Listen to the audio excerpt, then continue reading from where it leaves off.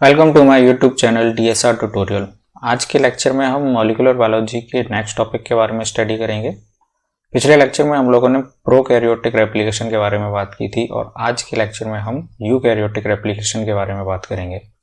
तो उससे पहले भी हम लोगों ने पिछले लेक्चर में स्टडी की थी कि प्रोकैरियोट्स में सिंगल क्रोमोसोम पाया जाता है और वो भी हैप्लॉइड कंडीशन में पाया जाता है, लेकिन यूकैरियोट्स में ऐसा नहीं होता है। यूकैरियोट्स में क्रोमोसोम के नंबर डिफरेंट होते हैं डिफरेंट स्पीसीज में। जैसे अगर हम सैक्रोमाइसिस सेरेविसिस की बात की जाए तो इसमें 16 क्रोमोसोम पाए जाएंगे। वहीं अगर हम मस्कुलस की बात करें तो उसमें 19 ऑटोसोम और एक सेक्स क्रोमोसोम पाया जाता है पेयर में। और होमो सैपियंस यानी ह्यूमंस की बात करें तो ह्यूमन में 22 पेयर के ऑटोसोम्स पाए जाते हैं और 1 सेक्स क्रोमोसोम पाए जाते हैं, एक्स और वाई क्रोमोसोम। तो ये क्रोमोसोम के नंबर भी ज़्यादा हैं यूकैरियोट्स में, प्रोकैरियोट्स में कम थे। तो किस तरीके से फिर रेप्लिकेशन होगी यूकैरियोट्स में?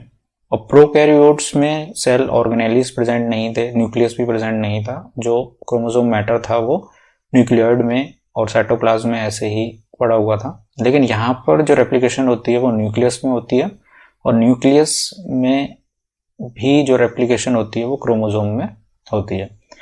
अब यूकैरियोट्स के जो क्रोमोसोम होते हैं वो भी कुछ डिफरेंट होते हैं, यानी उनकी जो बाइंडिंग होती है वो कुछ अलग तरीके से होती है। प्रोकैरियोट्स में क्या था? प्रोकैरियोट्स में तो बाइंडिंग में कोई हिस्टोन प्रोटीन्स नहीं पाए जाते थे, लेकिन यूकैरियोट्स के जो क्रोमोसोम होते हैं वो बाइंड रहते हैं, पैक होते हैं हिस्टोन प्रोटीन से। जैसे कि अगर एक क्रोमोसोम को देखा जाए तो क्रोमोसोम में इस तरीके से थ्रेड कॉइल्ड रहता है और ये जो थ्रेड है ये थ्रेड भी कुछ प्रोटीन्स के द्वारा पैक रहता है। जैसे अगर हम डीएनए को देखें, डीएनए में इस तरीके से कॉइलिंग रहती है और ये जो कॉइलिंग है वो कॉइलिंग इसको पैक करके रखी होती है, इसको न्यूक्लियोसोम बोला जाता है। और न्यूक्लियोसोम में कुछ प्रोटीन पाई जाती हैं, हिस्टोन प्रोटीन होती हैं। तो 4 टाइप्स की डिफरेंट हिस्टोन प्रोटीन होती हैं, H1, H2A, H2B, H3 और H4। तो ये जो हिस्टोन प्रोटीन है इसको पैक करके रखती हैं और इसी को बोला जाता है न्यूक्लियोसोम। तो यहाँ पर ये जो स्ट्रक्चर है ये न्यूक्लियोसोम की स्ट्रक्चर है। ये सारे के सारे न्यूक्लियोसोम बने हुए होते हैं और ये डीएनए का जो थ्रेड होता है उसको पैक करके रखे होते हैं। तो डीएनए रेप्लिकेशन जब स्टार्ट किया जाता है तो सबसे पहले तो हिस्टोन प्रोटीन को निकाला जाएगा, क्योंकि जब तक हिस्टोन प्रोटीन को नहीं निकालेंगे तो फिर रेप्लिकेशन नहीं हो पाएगी, क्योंकि वो काफ़ी पैक करके रखे होता है डीएनए को। और रेप्लिकेशन जो स्टार्ट होती है वो हमेशा रेप्लिकॉन में स्टार्ट होती है, या रेप्लिकॉन को ही हम साइट बोल सकते हैं डीएनए रेप्लिकेशन के लिए। तो यहाँ पर ये जो डीएनए है, इस डीएनए में ये तो हिस्टोन प्रोटीन इसको पैक करके रखी हुई है। तो अगर क्वेश्चन पूछा जाए कि रेप्लिकेशन कहाँ पर होगी, तो रेप्लिकेशन यहाँ पर तो हो नहीं सकती क्योंकि ये डीएनए तो पैक है। रेप्लिकेशन यहाँ पर स्टार्ट होती है जो डीएनए पैक नहीं होता है। तो इतने एरिया में डीएनए की रेप्लिकेशन स्टार्ट होती है और ये जो हिस्टोन प्रोटीन होती है उसको भी हटाया जाता है, फिर यहाँ पर भी रेप्लिकेशन पहुंच जाती है। तो सबसे पहले क्या किया जाएगा? सबसे पहले रेप्लिकॉन में जो हिस्टोन प्रोटीन होती है उनको हटाया जाएगा। उससे पहले भी बात कर लेते हैं कि रेप्लिकॉन होते कितने हैं। तो एक सिंगल क्रोमोसोम में बहुत सारे रेप्लिकॉन हो सकते हैं। प्रोकैरियोट्स में तो हमने बात की थी कि एक सिंगल ही रेप्लिकॉन होता है जो पूरे के पूरे क्रोमोसोम को रेप्लिकेट कर देता है, और आईसी बोलते हैं जिसे। लेकिन यहाँ पर ऐसा नहीं होता है। यूकैरियोट्स में एक रेप्लिकॉन के बजाय बहुत सारे रेप्लिकॉन पाए जाते हैं। एक लीनियर क्रोमोसोम में बहुत सारे रेप्लिकॉन हो सकते हैं। जैसे कि अगर ह्यूमन की बात करें तो ह्यूमन में 1500 रेप्लिकॉन रिपोर्ट किए गए हैं अभी तक। एक ह्यूमन के क्रोमोसोम में 1500 रेप्लिकॉन हो सकते हैं। रेप्लिकॉन किसको बोलते हैं? जहाँ पर रेप्लिकेशन स्टार्ट होती है। जैसे कि ये देख लीजिए, एक क्रोमोसोम है, तो एक क्रोमोसोम में ये सेंट्रोमेयर है। सेंट्रोमेयर के ऊपर ये जो रेड कलर में आप लोगों को दिख रहे हैं ये रेप्लिकॉन है, यानी यहाँ पर रेप्लिकेशन हो सकती है। और ये देखिए यहाँ पर नेक्स्ट डायग्राम में रेप्लिकेशन हो चुकी है इस तरीके से, और ये सेकंड रेप्लिकेशन हो चुकी है और ये थर्ड। तो एक लीनियर क्रोमोसोम में इस तरीके से रेप्लिकेशन जरूरी नहीं है कि एक ही जगह स्टार्ट हो और पूरा रेप्लिकेशन हो। रेप्लिकॉन बहुत सारे होते हैं और अलग अलग जगह पर रेप्लिकेशन चलती रहती है। तो ये जो रेप्लिकेशन है वो काफ़ी सारे साइट्स पर चलती रहती है और इस तरीके से रेप्लिकेशन हो जाती है। और रेप्लिकेशन होने के बाद सिंगल थ्रेड डबल थ्रेड में कन्वर्ट हो जाता है और जो सेंट्रोमियर होते हैं वो भी डुप्लीकेट हो जाते हैं और एक क्रोमोसोम 2 क्रोमोसोम में कन्वर्ट हो जाते हैं। तो ये किस तरीके से होता है वो डिटेल में देखेंगे। तो रेप्लिकेशन जो होती है, the replication at each replicon is unidirectional in eukaryotes. अब ये पॉइंट भी काफी इंपॉर्टेंट है कि प्रोकैरियोट्स में जो रेप्लिकेशन होती थी वो बाई डायरेक्शनल होती थी। हम लोगों ने स्टडी किया था कि बाई डायरेक्शनल रेप्लिकेशन होती थी, यूनिडायरेक्शनल भी होती है लेकिन बाई डायरेक्शनल रेप्लिकेशन भी होती थी। और यहाँ पर क्या है, यहाँ पर केवल यूनिडायरेक्शनल रेप्लिकेशन होती है यूकैरियोट्स में, बाई डायरेक्शनल नहीं होती है। Replicons in eukaryotes are AT rich. जो रेप्लिकॉन होते हैं यूकैरियोट्स के वो एटी रिच होते हैं, जबकि प्रोकैरियोट्स में जीसी रिच होते थे। और कहाँ पर प्रेजेंट होते हैं, present in linker region as well as H1 occupied region of chromatin. अब ये लिंकर रीजन और H1 ऑक्यूपाइड रीजन क्या है वो देख लेते हैं। जैसे ये जो न्यूक्लियोसोम हिस्टोन प्रोटीन से बना हुआ है, तो 2 न्यूक्लियोसोम के बीच में जो डीएनए प्रेजेंट होता है वो 2 न्यूक्लियोसोम को लिंक करके रखता है, इसलिए इसको लिंकर रीजन बोला जाता है। तो यहाँ पर डीएनए रेप्लिकेशन होगी और कुछ जो पोर्शन है डीएनए का वो H1 में भी पाया जाता है, यहाँ पर भी रेप्लिकेशन हो सकती है। तो H1 ऑक्यूपाइड रीजन यानी ये वाले रीजन जो हैं H1 ऑक्यूपाइड रीजन और लिंकर रीजन, इन 2 जगहों पर डीएनए रेप्लिकेशन स्टार्ट हो सकती है। वही यहाँ पर दिया हुआ है। 80 रिच सीक्वेंस होते हैं रेप्लिकॉन में जो प्रेजेंट होते हैं लिंकर रीजन में और H1 ऑक्यूपाइड रीजन में। Linker DNA is histone free has also called DNA hypersensitive site. अगर अब ये क्वेश्चन अराइज होता है कि डीएनए को हिस्टोन प्रोटीन के साथ बाइंड कर क्यों रखा जाता है, क्योंकि हिस्टोन प्रोटीन के साथ बाइंड कर रखेंगे तो वो सेफ रहेंगे। अगर नहीं रखेंगे तो उनको कोई भी डीएनएज एंजाइम जो है, ये जैसे कि ये डीएनएज एंजाइम है, वो उसको ब्रेक कर सकती है या डाइजेस्ट कर सकती है। इसलिए उसको बचाने के लिए हिस्टोन प्रोटीन के साथ बाइंड किया जाता है। तो वही बात यहाँ पर लिखी है कि linker DNA is histone free. तो यहाँ पर जो डीएनए लिंकर वाले हैं उनमें तो हिस्टोन है ही नहीं, तो ये वाली जो साइट होती हैं ये काफ़ी डाइजेस्ट हो सकती हैं इजीली। डीएनएज की बात करें, अगर डीएनएज हाइपर सेंसिटिव साइट होती हैं, डीएनएज जो है इनको डाइजेस्ट कर सकती है। अगर एक रेप्लिकॉन की बात की जाए तो एक रेप्लिकॉन में कितने बेस पेयर पाए जाते हैं, तो 54 to 60 बेस पेयर पाए जाते हैं एक लिंकर रीजन में। For the activation of each replicon following DNA binding proteins are recruited on replicons in a sequential manner in the G1 phase to form pre-replication initiation complex। अब ये line क्या बता रही है, ये लाइन बता रही है कि सेल साइकिल की G1 फेज में, सेल साइकिल की G1 फेज में जो डीएनए के रेप्लिकॉन्स होते हैं उनको एक्टिवेट करने के लिए कुछ प्रोटीन्स आकर बाइंड करती हैं डीएनए से, जिसकी वजह से ये जो हिस्टोन प्रोटीन होती हैं उनको हटाया जाता है और फिर डीएनए रेप्लिकेशन स्टार्ट की जाती है और उसे प्री रेप्लिकेशन इनिशिएशन कॉम्प्लेक्स बोलते हैं। तो कौन कौन सी ऐसी प्रोटीन है जो पाई जाती हैं, तो सबसे पहली जो यहाँ पर प्रोटीन है वो है CRC, जिसे क्रोमैटिन रीमॉडलिंग कॉम्प्लेक्स बोलते हैं। उसके बाद CRC के बाद डीएनए टोपोआइसोमेरेज आती है। CRC क्या करती है, CRC डीएनए में जितने भी हिस्टोन प्रोटीन होती हैं उनको हटाने का काम करती है। अब डीएनए में हिस्टोन प्रोटीन हट जाती हैं, फिर उसके बाद डीएनए टोपोआइसोमेरेज आकर बाइंड करती है। डीएनए टोपोआइसोमेरेज का काम क्या है, अनकॉइल करने के लिए। जो भी अगर सुपर कॉइलिंग है तो उसको अनकॉइल कर रिलैक्स करने के लिए डीएनए टोपोआइसोमेरेज का यूज किया जाता है। डीएनए टोपोआइसोमेरेज फर्स्ट और डीएनए टोपोआइसोमेरेज सेकंड होती हैं, ये हम लोगों ने स्टडी करी ली थी। फिर उसके बाद ORC आती है, ओरिजिन रिकॉग्निशन कॉम्प्लेक्स। फिर CDT1 और MCM2 आते हैं। MCM2 हेलिकोइस को बोला जाता है यूकैरियोट्स में, और प्रोकैरियोट्स में हम लोगों ने पढ़ा ही था कि इसको DNA-B भी बोला जाता है। अब नेक्स्ट CDC6 आते हैं। CDT1 और CDC6 लाइसेंसिंग फैक्टर हैं, ये हम लोग स्टडी कर ही चुके थे। और उसके बाद DDK और जेमिनिन, ये 2 और एंजाइम होती हैं, ये आपस में बाइंड करे रहती हैं। तो ये 7 डिफरेंट टाइप्स की प्रोटीन्स हैं। ये आकर किस तरीके से डीएनए को रीमॉडलिंग करती हैं वो देख लेंगे, हम लोग स्टडी करेंगे, और किस तरीके से फिर रेप्लिकेशन स्टार्ट होती है। तो सबसे पहले CRC जो है रीमॉडलिंग कॉम्प्लेक्स है, इसमें दो तरीके की प्रोटीन होती हैं, एक एंजाइमेटिक प्रोटीन होती है और एक स्ट्रक्चरल प्रोटीन होती है।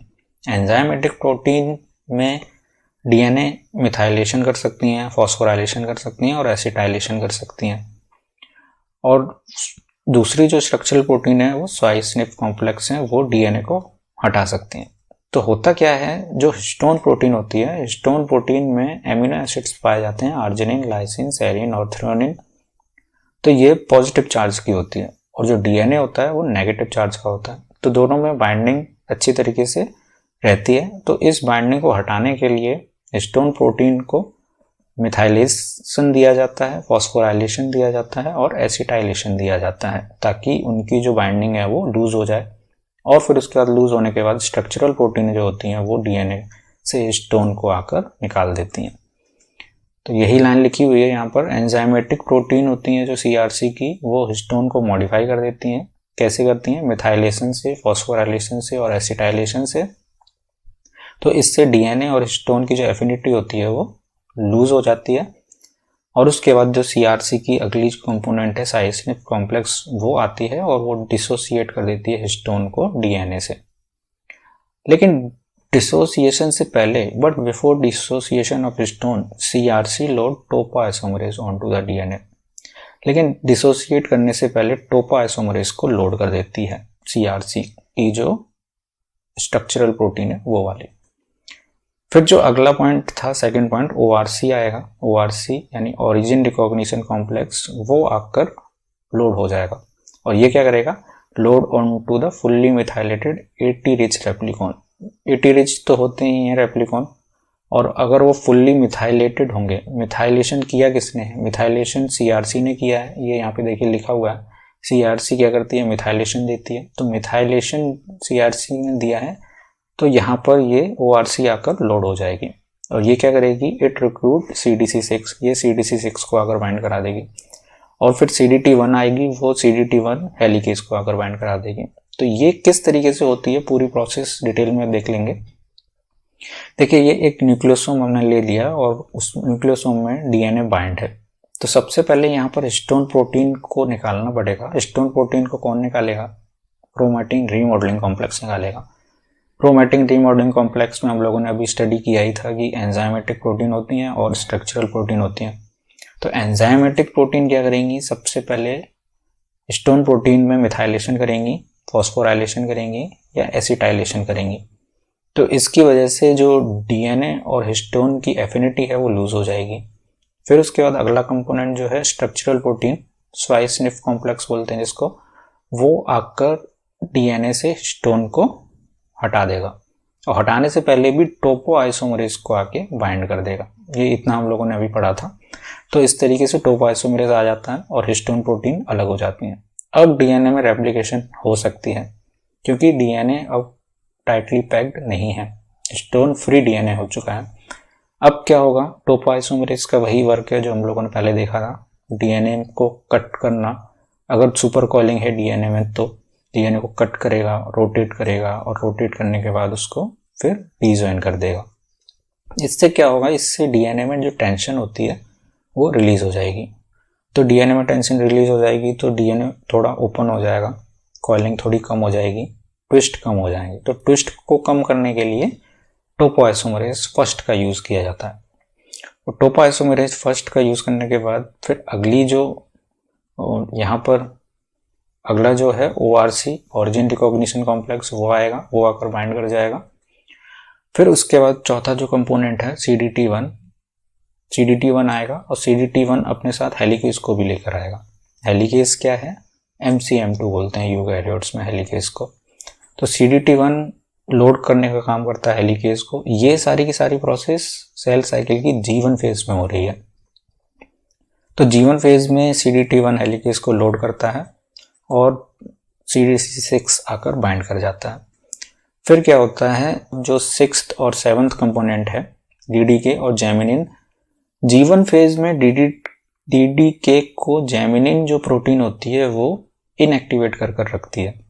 तो जेमिनिन की वजह से DDK इनएक्टिवेट रहता है, लेकिन जैसे ही G1 फेज से S फेज में ट्रांसफर होती है सेल साइकिल, तो S फेज में क्या होता है, 26S प्रोटियासोम कॉम्प्लेक्स आता है, वो जेमिनिन को आकर डाइजेस्ट कर देता है। अब जेमिनिन डाइजेस्ट होने की वजह से जो DDK इनएक्टिवेट था वो एक्टिवेट हो जाता है, और एक्टिवेट होने की वजह से वो CDT1 को हटा देता है।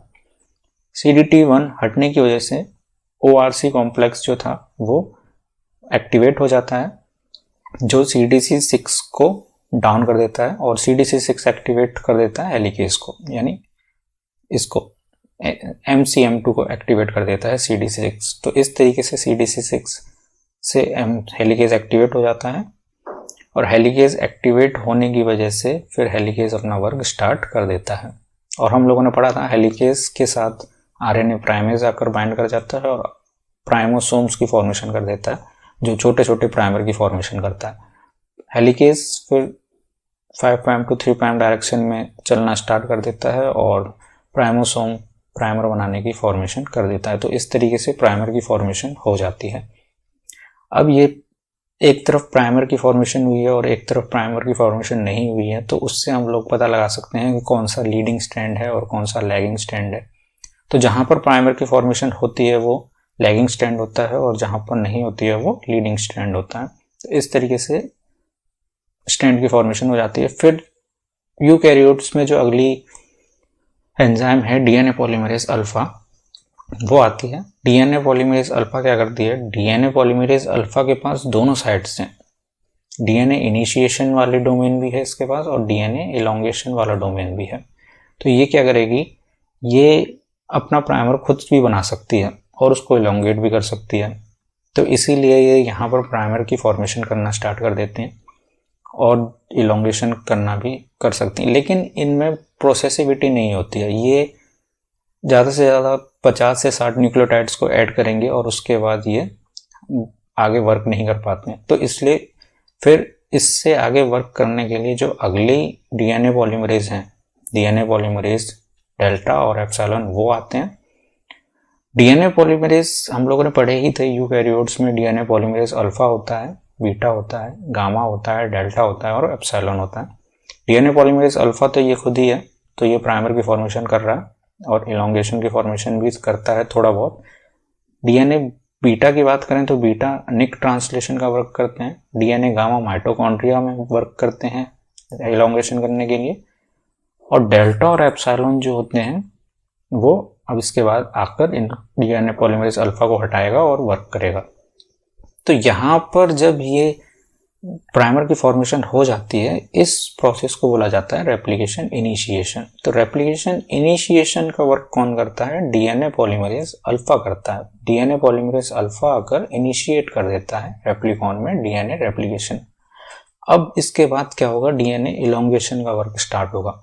इलोंगेशन के लिए क्या करेगा, DNA पॉलीमरेज की जो हॉलो एंजाइम होती है, हॉलो एंजाइम क्यों बोलते हैं, क्योंकि इसमें क्लैंप लोडर कॉम्प्लेक्स भी होता है और बीटा स्लाइडिंग क्लैंप भी होता है। ये आप लोगों को पढ़ ही चुके थे पिछले लेक्चर में। तो DNA पॉलीमरेज डेल्टा ये वाली जो है और DNA पॉलीमरेज एप्सिलॉन ये वाली जो है, ये दोनों आकर अब यहाँ पर वर्क स्टार्ट कर देंगे और DNA पॉलीमरेज अल्फा को हटा देंगे, क्योंकि DNA पॉलीमरेज अल्फा में प्रोसेसिविटी नहीं होती है, वो थोड़ा बहुत वर्क कर पाती है और उसके बाद वो वर्क करना बंद कर देती है। तब DNA polymerase delta lagging strand पर आकर वर्क करती है और DNA polymerase epsilon leading strand पर आकर वर्क करती है। बाकी वर्क किस तरीके से होता है वो आप लोगों को पता ही था। DNA polymerase epsilon leading strand पर वर्क करती है और ये स्लाइडिंग क्लिप लगाकर यहाँ पर प्रोसेसिविटी देते हैं इसको। तो प्रोसेसिविटी आने की वजह से फिर इसमें इस तरीके से रेप्लिकेशन हो जाता है लीडिंग स्ट्रैंड पर, और लैगिंग स्ट्रैंड पर ये जो डेल्टा वाली होती है वो वर्क करती है। तो वो भी इस तरीके से रेप्लिकेशन करेगी, प्राइमर को इलोंगेट करने का वर्क करेगी। तो इस तरीके से रेप्लिकेशन हो जाती है। ये यूनिडायरेक्शनल रेप्लिकेशन होती है क्योंकि ये एक ही साइड में चलेगी। इस डायरेक्शन में चलते चलते ये काफ़ी दूर तक चलती रहेगी जब तक दूसरा रेप्लिकॉन नहीं आ जाता, ये वाला। तो यहाँ से लेके यहाँ तक पूरी रेप्लिकेशन हो जाएगी और फिर उसके बाद ये जो DNA हेलिकेज है, ये DNA हेलिकेज अनवाइंड हो जाती है। तो किस तरीके से अनवाइंड होती है वो देख लेंगे। तो यहाँ पर इतना सब कुछ हो जाने के बाद डीएनए रेप्लिकेशन में डीएनए रेप्लिकेशन इनिशिएशन और रेप्लिकेशन इलोंगेशन और फिर रेप्लिकेशन टर्मिनेशन का नंबर आता है। डीएनए टर्मिनेशन किस तरीके से होता है? डीएनए टर्मिनेशन में जो हेलिकेज एंजाइम होती है वो अनवाइंड हो जाती है और फिर टर्मिनेशन हो जाता है। फिर उसके बाद कुछ रिपेयरिंग एंजाइम होती हैं, जैसे कि यहाँ पर फ्लैप एंडोन्यूक्लियस 1 पाई जाती है यूकैरियोट्स में। तो यूकैरियोट्स में फ्लैप एंडोन्यूक्लियस 1 क्या करती है, प्राइमर में अगर कहीं पर भी कुछ प्रॉब्लम होती है, जो भी प्राइमर की फॉर्मेशन हुई थी उसमें अगर कोई प्रॉब्लम होती है तो उनको रिपेयर करने का काम करती है। और उसके बाद फिर जहां पर भी ब्रेक होते हैं डीएनए में उसको फिल करने का काम करती है डीएनए लाइगेज। तो ये सब कुछ हम लोग पिछले लेक्चर में जान ही चुके थे। अब डीएनए लाइगेज कंप्लीट कर देगी। तो इस तरीके से ये यूनिडायरेक्शनल रेप्लिकेशन हो जाती है। अब लैगिंग स्ट्रैंड पर 5 प्राइम टू 3 प्राइम डायरेक्शन में इस डायरेक्शन में रेप्लिकेशन हो चुकी है और लीडिंग स्ट्रैंड पर 5 प्राइम टू 3 प्राइम डायरेक्शन में इस डायरेक्शन में रेप्लिकेशन हो चुकी है। तो ये यूनिडायरेक्शनल रेप्लिकेशन है। इस तरीके से रेप्लिकेशन कंप्लीट हो जाती है और ये रेप्लिकेशन एक साइड पर नहीं काफ़ी साइड पर चलती है। जैसे पहले ही बताया था आप लोगों को, यहाँ पर 3 साइड में रेप्लिकेशन होती है। यहाँ वाला रेप्लिकेशन अगली साइड के रेप्लिकेशन को भी एक्टिवेट कर सकता है कभी भी, अगर वहाँ पर रेप्लिकेशन नहीं हुई हो तो इस तरीके से एक रेप्लिकॉन दूसरे रेप्लिकॉन को भी एक्टिवेट कर सकता है। इस तरीके से रेप्लिकेशन हो जाती हैं। The replication from one activated replicon travel up to another activated replicon where the helicase is terminated by unknown mechanism. En route, some replicons are replicated passively. No replication termination at passive replicon.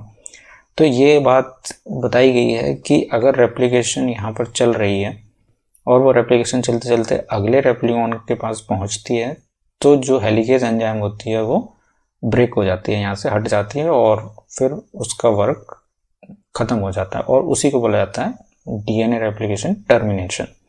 तो तब termination की जो process है वो complete हो जाती है। तो डीएनए रेप्लिकेशन इसी तरीके से होती है। डीएनए रेप्लिकेशन में कौन कौन सी एंजाइम वर्क करती हैं सारी की सारी हम लोगों ने पढ़ ही लिया था पहले। DNA topoisomerase, DNA helicase, RNA primase, DNA polymerase और यूकैरियोट्स में फ्लैप एंडोन्यूक्लियस वर्क करती है और डीएनए लाइगेज। CDT1 और CDT6 भी क्या वर्क करती हैं हम लोग देख ही चुके थे। बाकी सिंगल स्टैंडर्ड बाइंडिंग प्रोटीन के बारे में हम पढ़ ही चुके थे। क्लैंप लोडर कॉम्प्लेक्स में कि प्रोकैरियोट्स में पाया जाता है लेकिन यूकैरियोट्स में रेप्लिकेशन फैक्टर C वर्क करता है। बात एक ही है, बस नाम अलग हो चुका है। वैसे ही प्रोकैरियोट्स में बीटा स्लाइडिंग क्लैंप की जगह PCNA वर्क करता है। तो यहाँ पर PCNA proliferating cell nuclear antigen use किया जाएगा डीएनए रेप्लिकेशन में। तो डीएनए रेप्लिकेशन इस तरीके से होती है यूकैरियोट्स में। तो आज के लेक्चर में बस इतना ही। मिलते हैं अपने नेक्स्ट लेक्चर में। Thank you.